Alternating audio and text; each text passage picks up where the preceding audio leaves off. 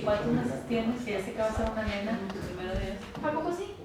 Pero eso fue... Ok, vamos a comenzar con una oración, meditar la palabra. Vamos algo tarde ya.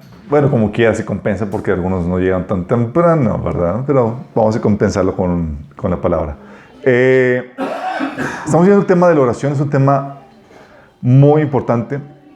Y vamos a comenzar con una práctica, orando, pidiendo a Dios que nos enseñe y nos hable en esta hora. Padre Celestial, Señor, venimos hoy delante de ti en el nombre de Jesús a rogarte, a implorarte, Señor, que vengas y hables atrás de mí, Señor. Padre, no queremos escuchar al hombre, queremos que escuchar tu palabra, tu entendimiento, Señor, tu revelación acerca de ese tema tan importante que es el tema de la oración, Señor. Te ruego que tú despejes el ambiente espiritual, Señor, pongas un cerco de ángeles alrededor nuestro, Señor, y también alumbres, ilumines los corazones de las personas que nos están sintonizando, Señor, que puedan salir de aquí transformadas y tocadas por el poder de tu palabra y tu Espíritu Santo. Te lo rogamos en el nombre de Jesús. Amén. Ok, el tema está publicado ya en la página de Minas. A los que tienen celular y tienen internet, pueden revisarlo. Se llama Orar 2 en reglas básicas. Está bajo el menú de predicaciones. Esto es para que puedan seguir el outline, ¿sí? Y esta es la segunda sesión. La primera sesión vimos el porqué de la oración. ¿Quién vio la predicación de la vez pasada? Ok.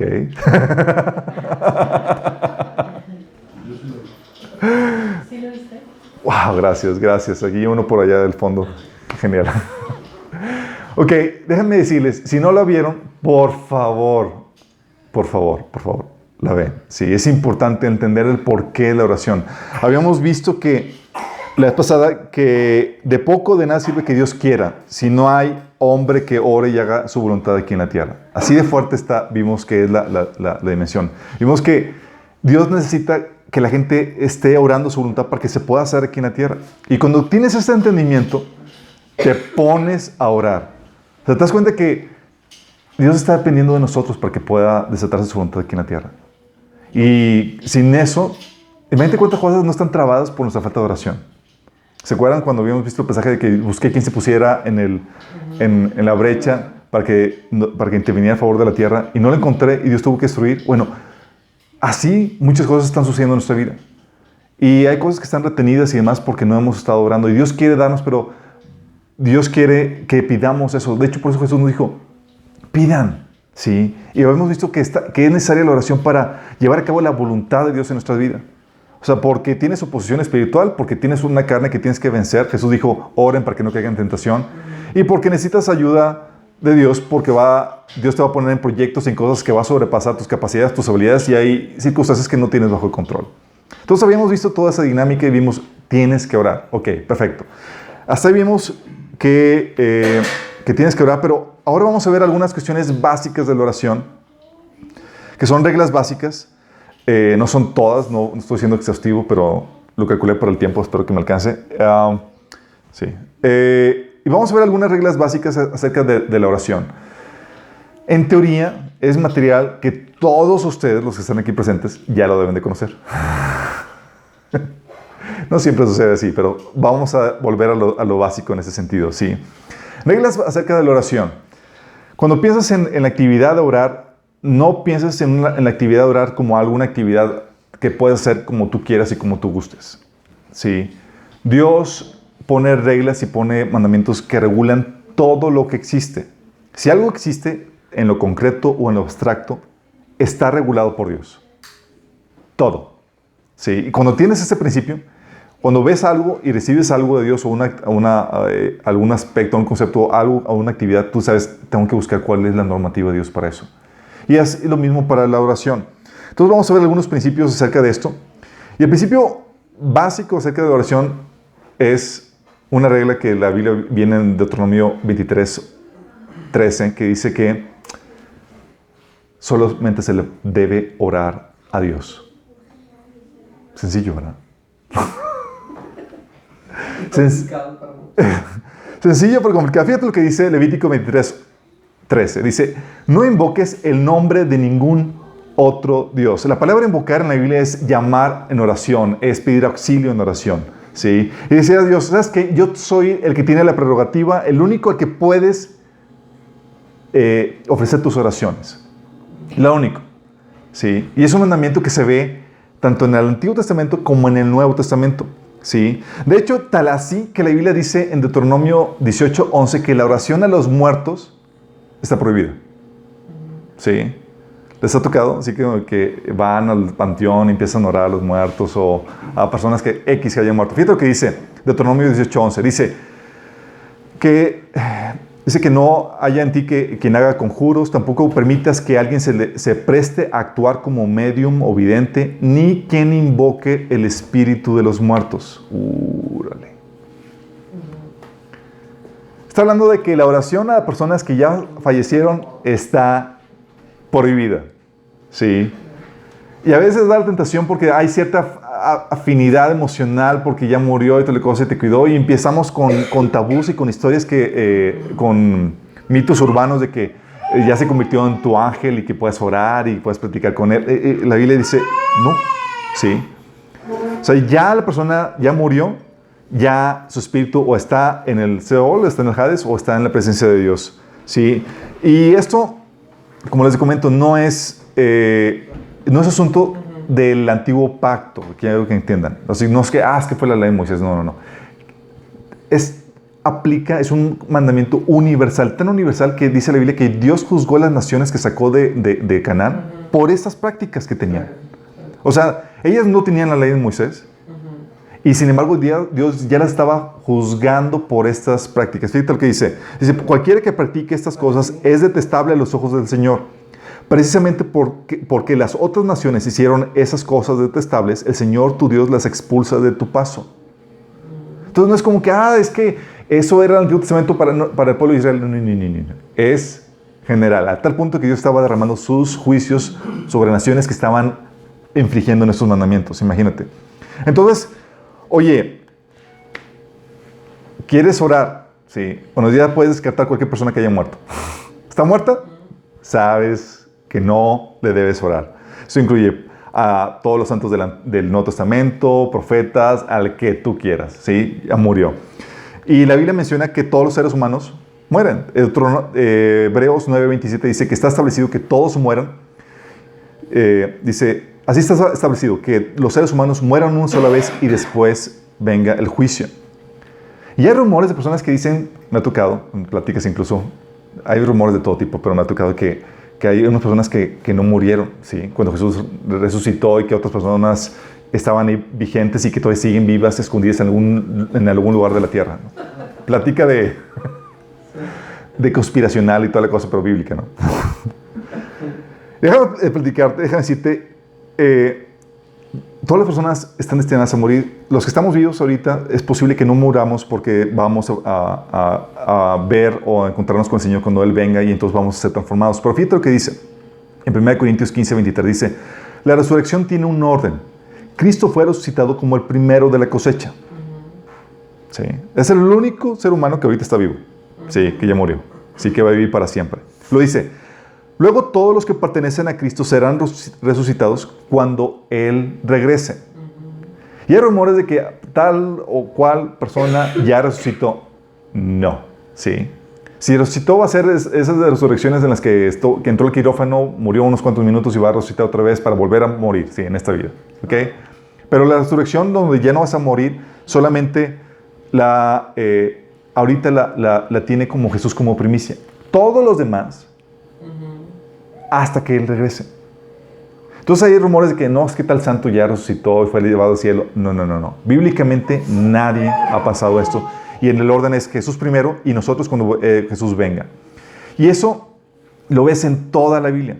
O sea, en ninguna parte, tanto en el Antiguo como en el Nuevo Testamento, ves que se le ofrecieran oraciones a personas fallecidas.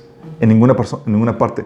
La oración, de hecho, a personas muertas era una práctica pagana que Dios condena en su palabra.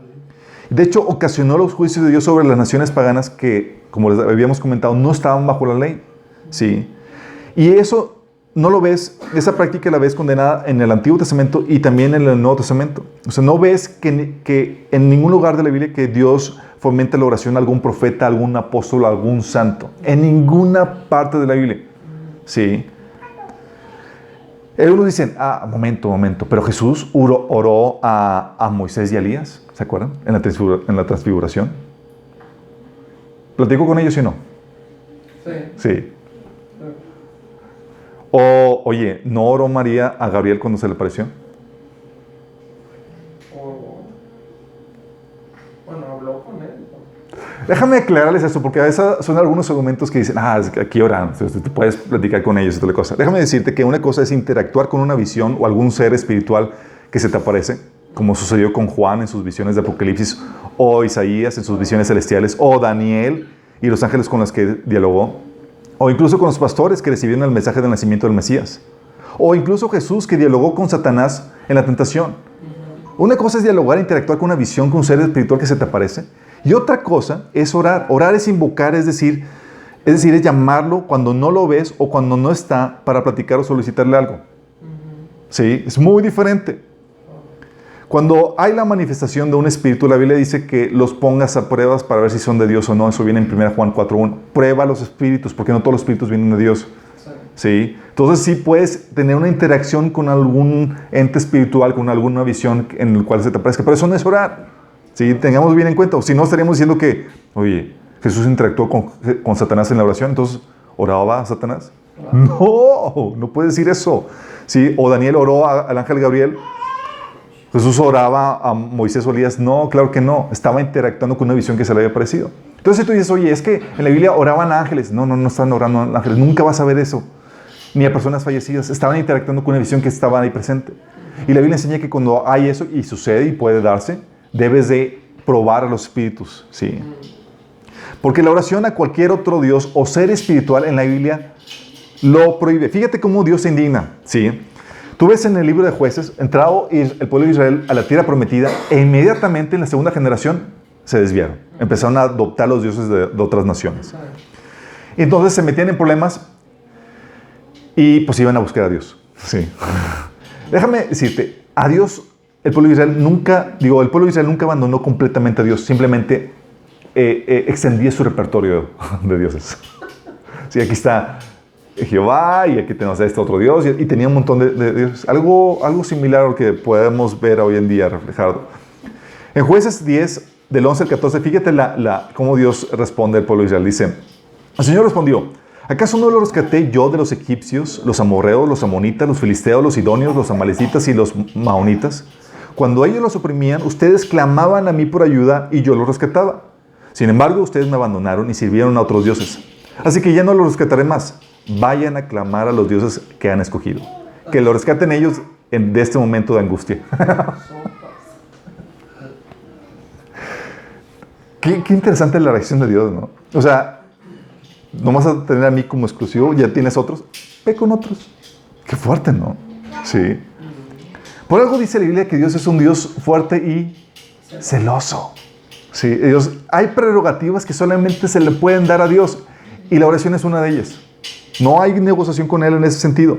De hecho, ves en el Antiguo Testamento que oraban a Baal, oraban a otras personas y demás. E incluso hay un personaje al cual se le oraba que se le llama la Reina del Cielo. Interesante. Fíjate lo que eso viene en Jeremías 7, del 18 al 9. Dice, con razón estoy tan enojado. Mira cómo los hijos juntan leña y los padres preparan el fuego para el sacrificio. Observa cómo las mujeres preparan la mesa para hacer pasteles y ofrecérselos a la Reina del Cielo. En el versículo 19 dice, ¿soy yo al que ellos perjudican? Pregunta el Señor. Más que nada se perjudican a sí mismos para su propia vergüenza. Y eso, ¿sabes por qué hacían eso? ¿Por qué lo ofrecían? Porque contestaba, entre comillas, ese ente espiritual, sus oraciones de bendición y de provisión. Y si se sentían en deuda, entonces ofrecían sacrificios, libaciones a ese ente espiritual. Jeremías 44, del 16 al 18, es lo que menciona. En este pasaje de Jeremías 44, quiero darte el contexto. El pueblo de Israel había sido ya castigado con los juicios que el profeta Jeremías había dicho que iban a venir sobre el pueblo de Israel. Sí. Todo lo que había dicho Jeremías se había cumplido tal cual. ¿Sí? Entonces era como que a Jeremías ya, de tenerlo como un nada X, ahora es como que, Jeremías. ¿Sí? Buena Jeremías. Entonces dijeron, Jeremías, queremos que ahora tú nos des una palabra en cuanto a qué debemos hacer con el Señor. Sí, si debemos irnos a Egipto, quedamos aquí. Y Jeremías fue a buscar, le dio una palabra. Y el Señor le dice, quédense aquí, abandonen sus dioses y demás. Y les dio la palabra tal cual. Y los israelitas dijeron, no vamos a hacer lo que nos dijiste. Sí. Fíjate el pasaje, dice versículo 16 del capítulo 44. No escucharemos tus mensajes del Señor. O sea, la gente cabezona, ¿sí? Haremos lo que se nos antoje. Quemaremos incienso y derramaremos ofrendas líquidas a la Reina del Cielo, tanto como nos guste. Tal como nosotros, nuestros antepasados, nuestros reyes y funcionarios han hecho siempre en las ciudades de Judá y en las calles de Jerusalén. Pues ellos en aquellos días tenían comida en abundancia, estaban bien económicamente y no tenían problemas.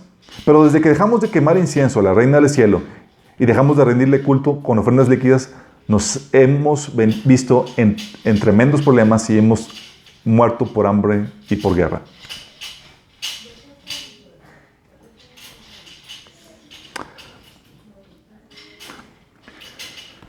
Puedes escuchar la palabra de Dios, pero al final de cuentas, gente seguía empecinada en sus caminos, en ese sentido. Y tú puedes hallar relación o justificación a tus prácticas, a tus tradiciones y demás, pero la Biblia es muy clara en ese sentido. ¿Sí? Y es que, ¿sabes cuál es la problemática? Porque Dios, una de las lógicas que hay detrás de por qué Dios prohíbe esto, de orar a otras dioses, a otras deidades, a otros seres espirituales, tiene la problemática de que le atribuyes características que solamente Dios tiene. O sea, lo haces omnisciente para que puedas escuchar cientos de oraciones al mismo tiempo, sin que la línea se sature. No es como que está ocupado, habla más tarde. O sea, tiene que ser omnisciente. Tiene que ser omnipresente para que te pueda escuchar sin importar dónde lo invoques y pueda escuchar a todo lo que le invocan en todas partes. Y tiene que ser todopoderoso para que pueda atender y responder dichas oraciones. O sea, ya con eso le estás dando atributos que solamente Dios tiene. Por eso dice, tranquilo, no pierdas piso con eso. No puedes darle a otro ser espiritual atributos que solamente me pertenecen a mí. Sí. La única persona en la cual la Biblia te permite orar, que es un ser humano, y esto paniquea a los testigos de Jehová. Porque los testigos de Jehová enseñan correctamente que solamente a Jehová se debe de orar. Y digo correctamente, ¿sí? Ellos no les caen es que Jesús es Jehová, ¿sí? Y es la única persona a la que se le puede orar a Jesús, porque Jesús es Dios. Y tú lo ves en el Nuevo Testamento y tú ves que las oraciones se llevaban a cabo para Dios o para Jesús, para ninguna otra persona, para ningún ente. Fíjate, ¿se acuerdan del primer mártir de la Biblia? ¿Quién fue? Esteban, exactamente. Esteban murió apedrado y cuando estaba muriendo, ya en sus últimos minutos, dice en Hechos 7:59, dice, y apedreaban a Esteban mientras él invocaba y decía, Señor Jesús, recibe mi espíritu. Wow. ¿A quién le invocó? A Jesús. ¿A Jesús? ¿Por qué? O sea, le daba atributos que solamente, o sea, lo podía escuchar donde sea. ¿Sí? De hecho, la iglesia cristiana se caracteriza por que invoca el nombre de Jesús. ¿Sí saben que es una característica? O sea, invocamos única y exclusivamente el nombre de a Dios o a Jesús. Fíjate lo que dice en 1 Corintios 1:2. Dice, a la iglesia de Dios que está en Corinto, a los santificados en Cristo Jesús, llamados a ser santos, con todos los que en cualquier lugar invocan el nombre de nuestro Señor Jesucristo, Señor de ellos y nuestro. ¿Quién? Junto con todos los que en cualquier lugar invocan el nombre de nuestro Señor Jesucristo. ¿Estás consciente de lo que está diciendo aquí? Está diciendo, ¿sabes que la iglesia de Dios se caracteriza porque invoca el nombre de Jesús? Es el único ser humano autorizado al cual tú puedes invocarle.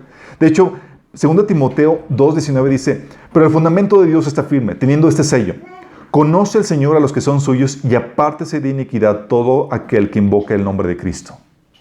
O sea, te lo repite reiteradamente. De hecho, ¿se acuerdan cuando... ¿quién fue el que le compartió el Evangelio a Pablo? Recuérdenme. Era también un Esteban, ¿no? No, era un... Pablo, X. Cornelio, No era Cornelio. Reprobados todos aquí, Biblia. A ver, El que lo mandó a su casa. según yo era Esteban. Que todo Pero no era Esteban. No, era otro Esteban, ¿no? Bueno, X. Este tipo, que casi no figuraba en la Biblia, fue el padre espiritual de Pablo. Entonces tiene rendimientos por su... Soloro. Fíjate lo que le dice a Pablo. Le dice, ¿qué esperas? Levántate y bautízate. Queda limpio de tus pecados al invocar el nombre del Señor. O sea, le dice, tal cual como lo predicamos hoy en día, es que tienes que invocar a Jesús para ser salvo. Sí, así le compartieron a Pablo. Eso viene en Hechos 22:16. De hecho, en Hechos 9, del 14 al 17, fíjate lo que dice Jesús. Dice, y aunque tiene autoridad de los principales sacerdotes para aprender a todos los que invocan tu nombre, él estaba hablando, creo que era Esteban, dice, el Señor le dijo, ve porque instrumento escogido me es este para llevar mi nombre en presencia de los gentiles y de los reyes y de los hijos de los reyes, porque yo le mostraré cuánto le es necesario padecer por mi nombre. Era Ananías. Fue Ananías y entró en la casa y poniendo sobre las manos le dijo, hermano Saúl, el Señor Jesús que te apareció en el camino de donde venías, me ha enviado para que recibas la vista y seas lleno del Espíritu Santo. Si te das cuenta que dice, vas a llevar este instrumento, Pablo va a ser instrumento para llevar mi nombre a los gentiles. La pregunta es, ¿por qué era necesario llevar su nombre? Es porque en el nombre de Jesús las personas son salvas. Tienen que invocar el nombre de Jesús para recibir salvación. De hecho, es lo que viene en Romanos 10, del 9 al 14. Fíjate lo que dice. Dice que si confesares con tu boca que Jesús es el Señor y creyeres en tu corazón que Dios le levantó de los muertos, serás salvo. Porque con el corazón se cree para justicia, pero con la boca se confiesa para salvación. Pues la Escritura dice, todo aquel en que en él creyere no será avergonzado. Porque no hay diferencia entre judío y griego, pues el mismo que es Señor de todo, porque él mismo que es Señor de todos, es rico para con todo lo que le invocan. Porque todo aquel que invocare el nombre del Señor será salvo. ¿Cómo pues invocarán a aquel en el cual no han creído? ¿Y cómo creerán en aquel de quien no han oído? ¿Y cómo irán sin haber quien les predique? Está hablando de invocar el nombre de Jesús, de predicar el nombre de Jesús para que la gente pueda ser salva. Sí, estamos viendo cómo Dios opera en esto. Dice, ok, a Dios. Bueno, resulta que Dios hizo carne, ese es Jesús. Y es la única persona a la cual le puedes invocar. Y la pregunta es que dicen, ¿pero cómo es posible? ¿Que no se despojó Jesús de sus atributos divinos al hacerse hombre? Y perdió su omnisciencia, omnipresencia y todo eso al ser hombre. Porque cuando estuvo aquí en la tierra fue enteramente, o estuvo operando 100% como hombre. No utilizó así como que, bueno, en la noche de tal horario voy a ser Dios. ¿Sí? Como que voy a hacer milagritos y todo. No. Dice la Biblia que todo lo hizo por medio del poder del Espíritu Santo, pero como hombre. De hecho, Filipenses 2, del 5 al 7 es lo que menciona que él se despojó. Dice, haya pues en vosotros este mismo sentir que también hubo en Cristo Jesús, el cual, siendo en forma de Dios, no estimó el ser igual a Dios como cosa que aferrarse, sino que se despojó a sí mismo, tomando forma de siervo, hecho semejante a los hombres. Si cuando se hizo hombre, se despojó de muchos de sus atributos divinos, aunque él mismo era Dios. Sí, pero perdió la omnisciencia, la omnipresencia y demás. ¿Por qué crees? La recuperó. ¿Cuándo? Cuando resucitó. Por eso Jesús oraba en Juan 17:5. Ahora pues, Padre, glorifíqueme tú al lado tuyo con aquella gloria que tuve contigo antes de que el mundo fuese. ¿Sabes qué, Señor? Ahora sí, vuelve a mi estado original, por favor. Por eso puedes orar a Jesús desde cualquier parte. ¿Y qué crees? Te va a escuchar. Por eso tiene el poder para responder todo, ¿sí? Ahora ya tiene toda la omnisciencia, todo el poder y todo para poder responder las oraciones y es fiel a quien lo invoca, ¿sí? Por eso, oras a Dios, oras a Jesús autorizado. Y puedes orar a Dios por el único intermediario autorizado. ¿Sabes quién es el único intermediario autorizado para orar a Dios? Jesús. En pocas palabras, Jesús tiene el monopolio. Monopolio autorizado. Nada de eso de que, no es que los monopolios son muy malos. No. Este monopolio es autorizado. Fíjate lo que dice la Biblia. Dice, 1 Timoteo 2:5, porque hay un solo Dios y un solo mediador entre Dios y los hombres. Jesucristo hombre. Y la Biblia es muy clara. Un solo mediador. Y si no, acaso no lo entendiste, te lo reitera un montón de pasajes. Juan 14:6 dice, Jesús les dijo, yo soy el camino, la verdad y la vida. Nadie viene al Padre sino por mí. Sí. O sea, Él es el único camino, Él es la vida, y nadie va a poder llegar al Dios el Padre si no es por medio de Jesús. Sí. Entonces se dice, oye, es que yo estoy en contacto con Dios y me relaciono con Él, pero no es por medio de Jesús. Algo turbio está ahí. Y seguramente no estás dirigiéndote al Dios de la Biblia. Hebreos 4, 14 al 16 dice, por tanto, teniendo un gran sumo sacerdote que traspasó los cielos, Jesús, el Hijo de Dios, retengamos nuestra profesión. Porque no tenemos un sumo sacerdote que no pueda compadecerse de nuestras debilidades, sino uno que fue tentado en todo según nuestra semejanza, pero sin pecado. Acerquémonos pues confiadamente al trono de gracia para alcanzar misericordia y hallar gracia para el oportuno socorro. ¿Qué es lo que dice? Que es nuestro sacerdote. El sacerdote lo que hace es que intercede por un tercero. Y es lo que menciona en 1 Juan 2.1. Dice, mis queridos hijos, les escribo estas cosas para que no pequen. Pero si alguno peca, tenemos ante el Padre a un intercesor. ¿A quién? A Jesucristo, el justo. Un intercesor, un mediador. Si acaso no entendemos eso, Romanos 8:34 lo reitera, dice, ¿quién condenará? ¿Quién nos condenará? Cristo Jesús es el que murió, e incluso resucitó, y está a la derecha de Dios, e intercede por nosotros. O Hebreos 7, del 24 al 25, que dice, pero como Jesús permanece para siempre, su sacerdocio es imperecedero. Por eso también puede salvar por completo a los que por medio de Él se acercan a Dios. ¿Por medio de quién? De Él. Ya que vive siempre para interceder por ellos. O sea, te quieres acercar a Dios y no hay alguien que te haga la pala con el Padre, estás frito. No hay anuencia con el Padre. Sí. Hebreos 9:24 dice, en efecto, Cristo no entró en un santuario hecho por manos humanas, sin simple copia del verdadero santuario, sino en el cielo mismo, para presentarse ahora ante Dios en favor nuestro. ¿Te imaginas que le dice, Señor Jesús, no, yo no te necesito. Voy a utilizar a otro medio, otro canal. Y hay cosas que sacamos, decimos, es que Señor está muy ocupado. Sí. 1 Pedro 3:12 dice, los ojos del Señor están sobre los justos y sus oídos están atentos a sus oraciones. O sea, ¿cuál ocupado está? ¿Qué haces, hijo? A ver, ¿llamas ahora? Sí. Hoy dicen, es que no nos comprende. ¿Really? Hebreos 4:15 dice, porque no tenemos un sumo sacerdote que no pueda compadecerse de nuestras debilidades, sino uno que fue tentado en todo según nuestra semejanza, pero sin pecado. Y dice, es que no hay amor más grande que el de una madre. ¿Really? Jesús dice que nadie tiene mayor amor que este, que el que uno ponga su vida por sus amigos. ¿Qué excusa puedes tener? Bíblicamente ninguna. Pero la estrategia del enemigo es que el enemigo sabe que tenemos una necesidad de buscar a Dios y el enemigo lo sabe. Y va a buscar separarte de Dios poniéndote proveedores pirata. ¿Sí? Dios pone aquí el único canal autorizado y Satanás. Sí, un montón. Satanás sabe que si tú llegas a relacionarte con Dios, Él está en peligro. Su obra en ti está en peligro. Todo lo que va a hacer va a ponerte cosas pirata. Va a poner intermediarios para que acudas a ellos en vez de a Dios. Y va a darte argumentos lógicos o emocionales sin ningún fundamento en la palabra de Dios. Aguas. ¿Saben cómo se introdujo esto? ¿Por qué oramos o por qué en el cristianismo ahora a muertos, a santos y demás? ¿Saben por qué? ¿Quién fue el responsable?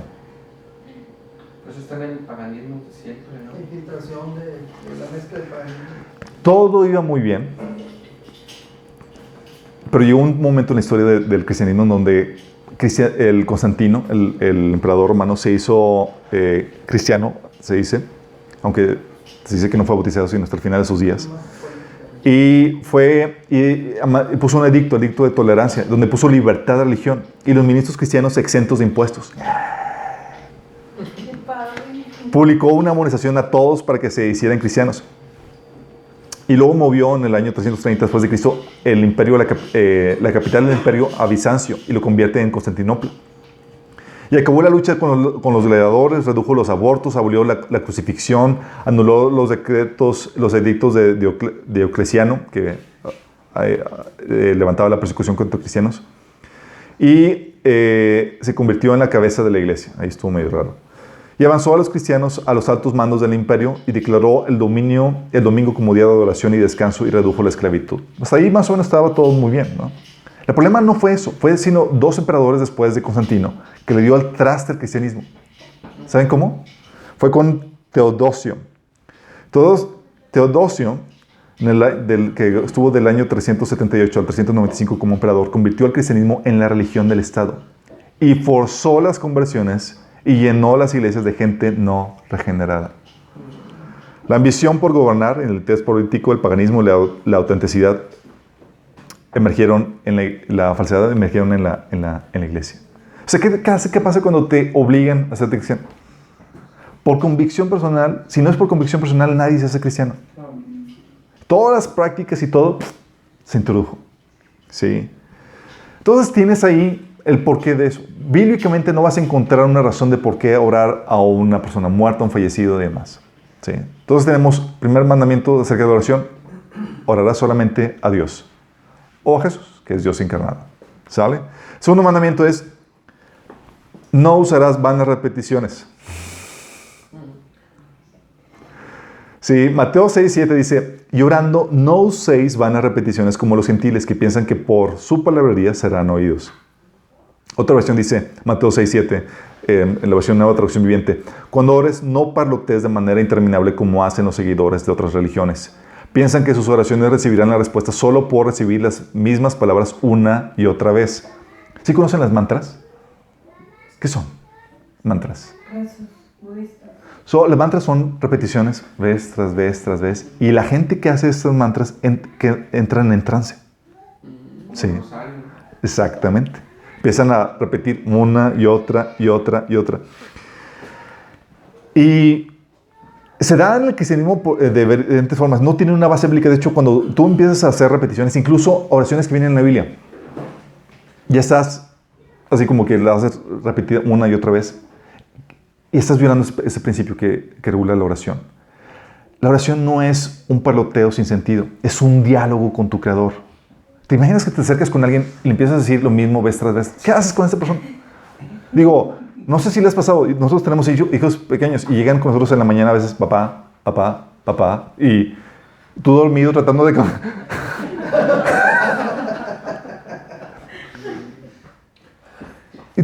¿Tú crees que Dios, o sea, Dios es una persona, es una persona y nosotros fuimos creados en su imagen? Tú puedes simpatizar un poco con Dios en ese sentido. Sí. Sí, y me ha tocado con cristianos evangélicos en el que se encuentran, de hecho un buen amigo me comentó que hay un curso en un seminario en donde utilizan mantras cristianas, así, y oran el Padre Nuestro así una y otra y otra y otra por unas 2-3 horas.